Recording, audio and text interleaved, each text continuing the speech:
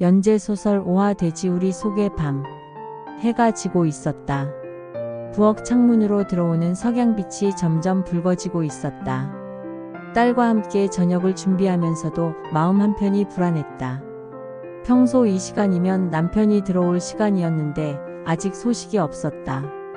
딸은 상을 차리며 계속 현관 쪽을 바라봤다. 아이도 느끼고 있었나 보다. 아버지가 늦게 들어오는 날의 분위기를, 집안 공기가 무거워지는 것을. 밥을 퍼주면서 딸에게 말했다. 아빠가 늦으니까 먼저 먹자고. 딸은 고개를 끄덕였지만 젓가락을 들지 않았다. 그냥 밥을 만지작거리고만 있었다. 그때 현관에서 소리가 들렸다. 열쇠가 자물쇠에 들어가는 소리가 여러 번 반복됐다. 평소보다 오래 걸렸다.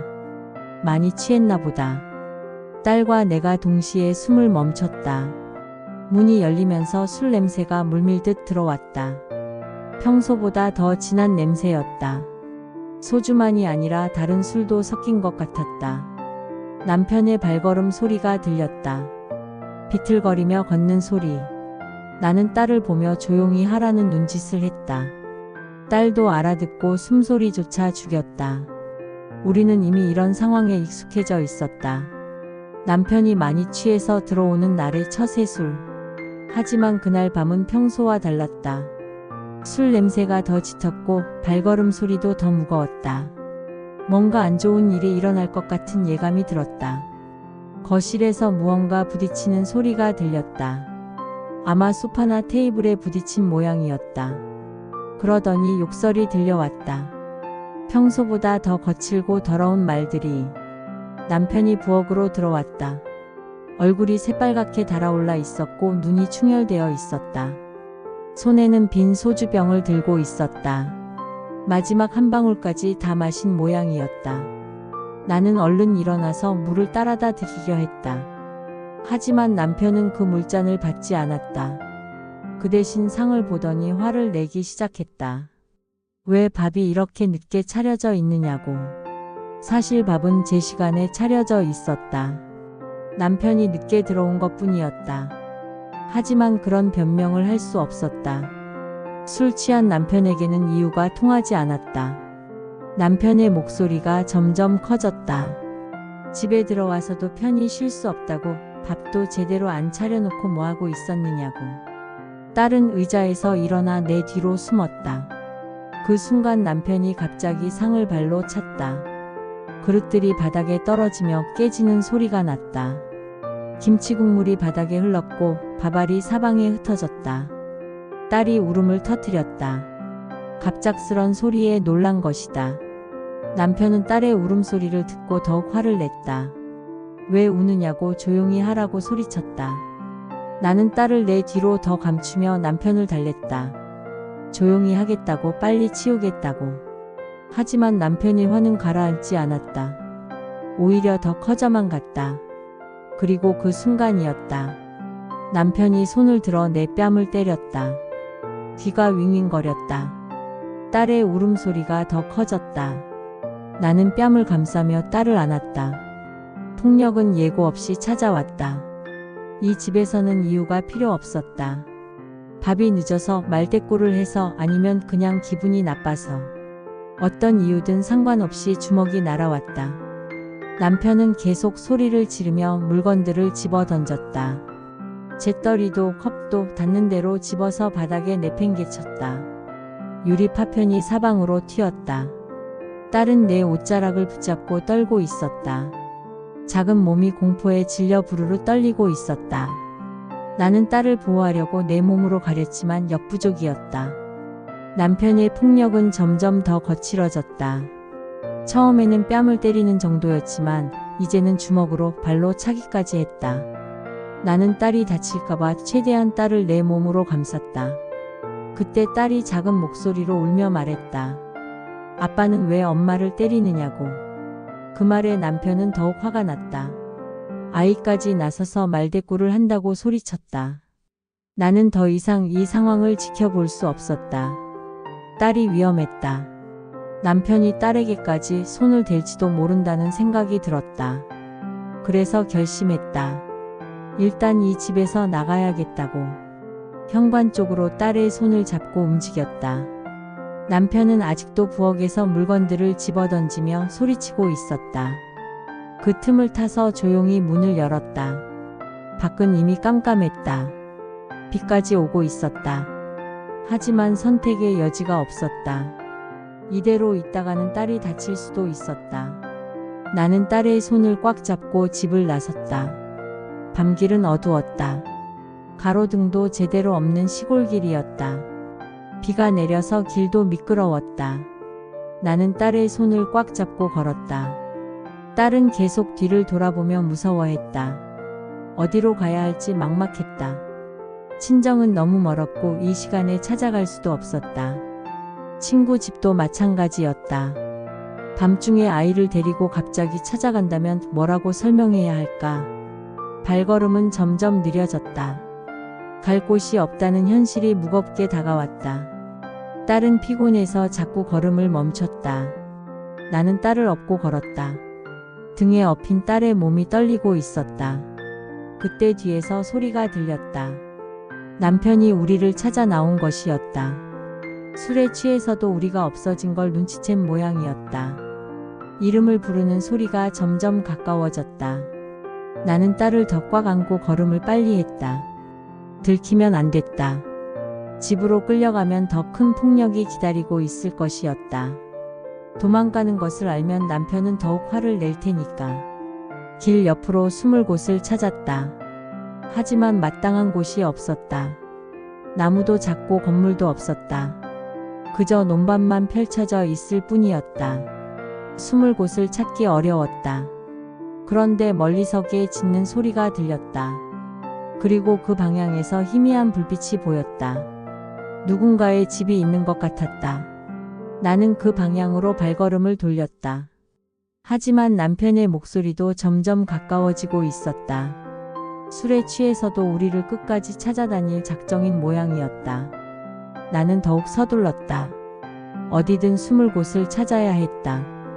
희미한 불빛을 따라가다 보니 낡은 농가가 나타났다. 하지만 집은 비어있는 것 같았다. 창문에 불도 켜져 있지 않았고 인기척도 없었다. 그저 마당에 있는 가로등만 켜져 있을 뿐이었다. 마당을 돌아보니 뒤편에 작은 건물이 하나 더 있었다. 돼지우리였다.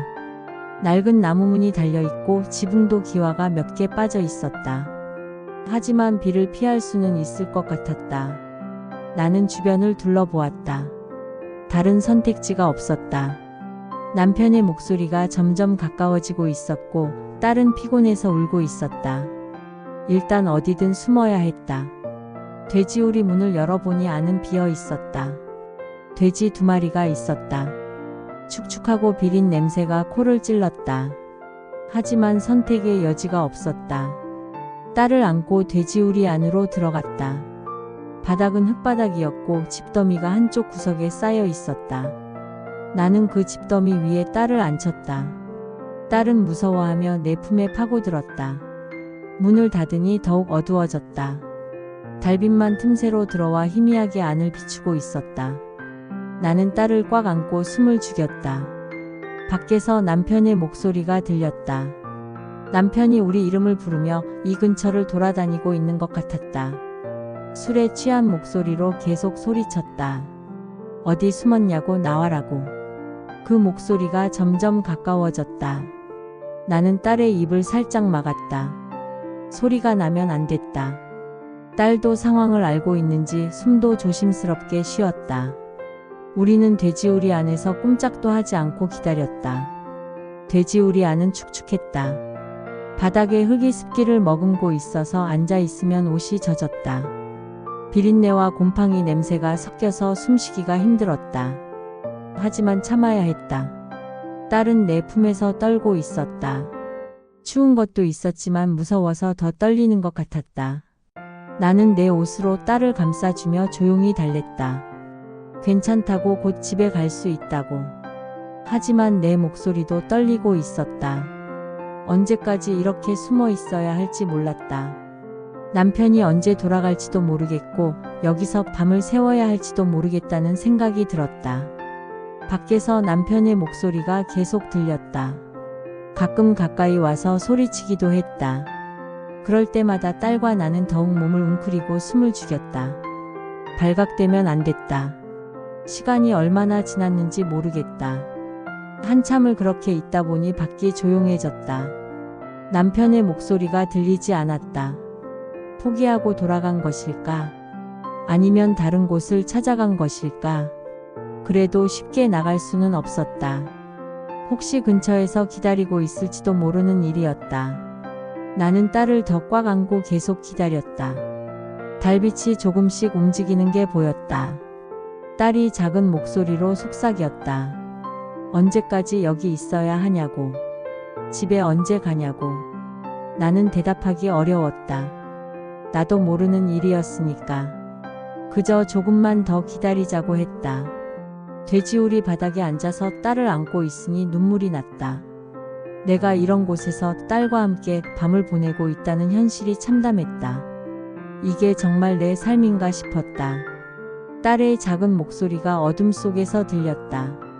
엄마 무서워요. 그 한마디가 내 가슴을 찔렀다.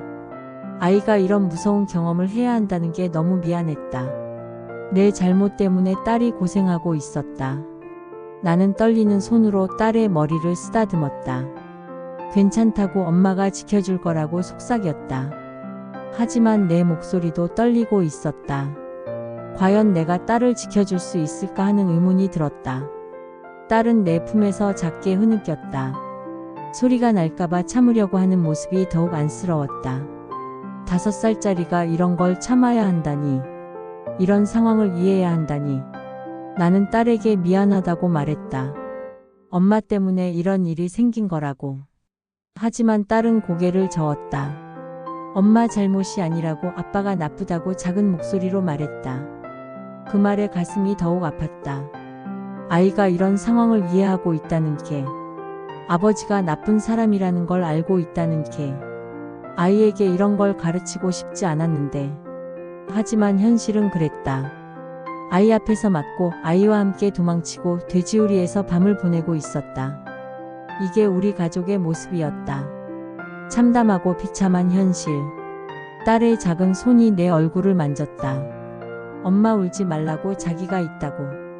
그 순간 깨달았다.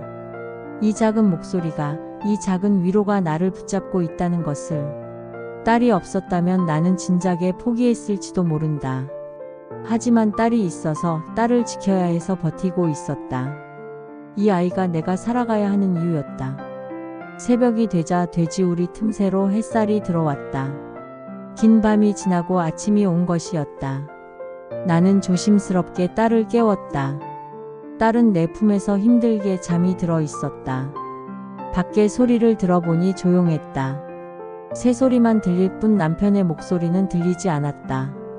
아마 포기하고 집으로 돌아갔거나 아니면 어디선가 잠이 든 것 같았다.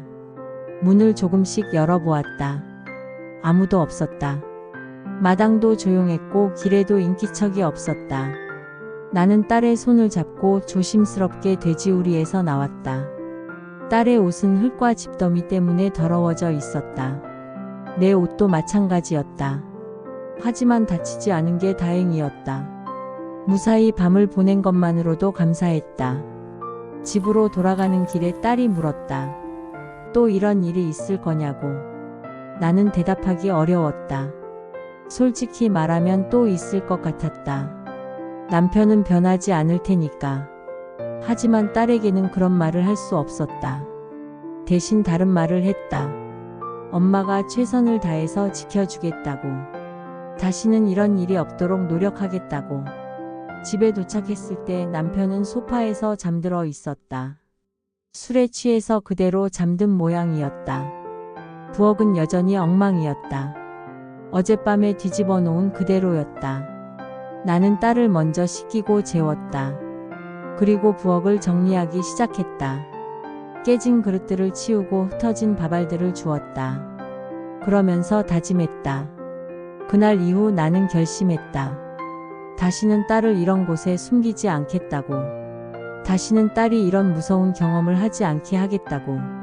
어떻게든 이 상황에서 벗어나야겠다고. 쿠키 영상. 돼지우리 속에서 보낸 그 밤을 잊을 수 없다. 축축한 흙바닥 위에서 딸과 함께 떨며 새벽을 기다렸던 그 시간을. 비린내 나는 어둠 속에서 딸이 물었다. 엄마 무서워요. 그 작은 목소리가 나를 붙잡았다. 포기하지 말라고 견뎌내라고 말해주는 것 같았다. 인간이 동물처럼 살아서는 안 된다는 걸 그날 깨달았다. 사랑하는 사람과 함께 숨어 지내는 게 아니라 사랑하는 사람을 지켜내며 살아야 한다는 걸.